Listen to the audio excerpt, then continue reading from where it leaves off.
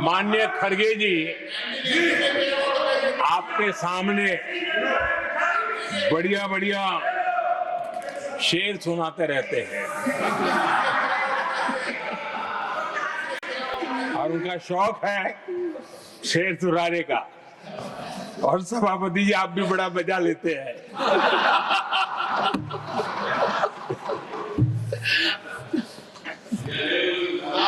एक शेर मैंने भी कहीं पढ़ा था,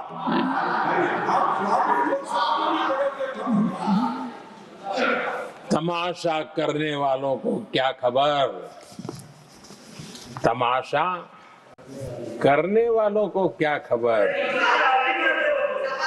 हमने कितने तूफानों को पार कर दिया जलाया है, हमने कितने तूफानों को पार कर दिया जलाया है। आदरणीय सभापति जी,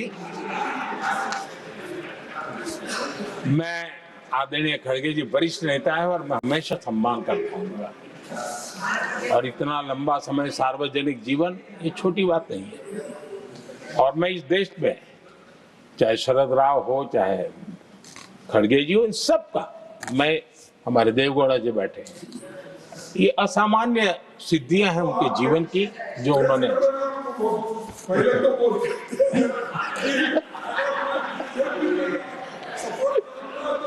ऐसा है खड़गे जी, आपको आपके घर में तो ये बातें सुनने को नहीं मिलेगी, नहीं बताऊंगा।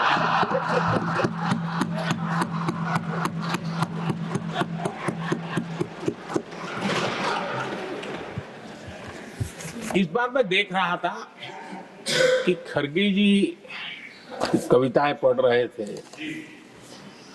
लेकिन जो बातें बता रहे थे और आपने बड़ा सही पकड़ा था कि जरा बताओ तो सही भी ये कविता है कब की है? उनको पता था, सभापति जी उनको पता था ये कविताएं कब की है।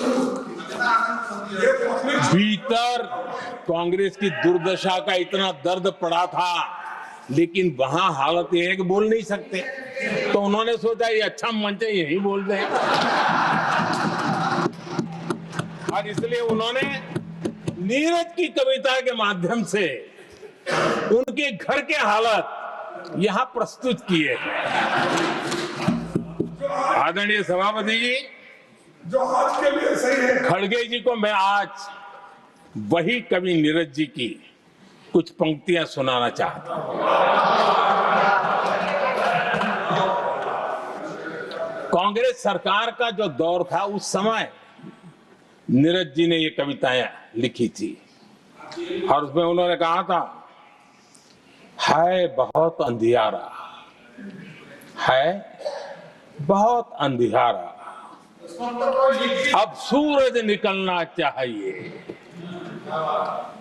अब सूरज निकलना चाहिए, जिस तरह से भी हो ये मौसम बदलना चाहिए,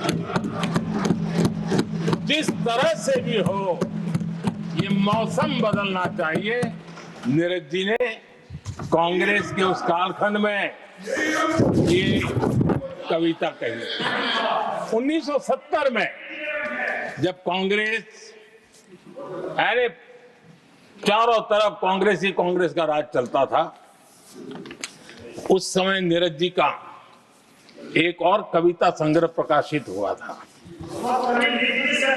फिर दीप जलेगा।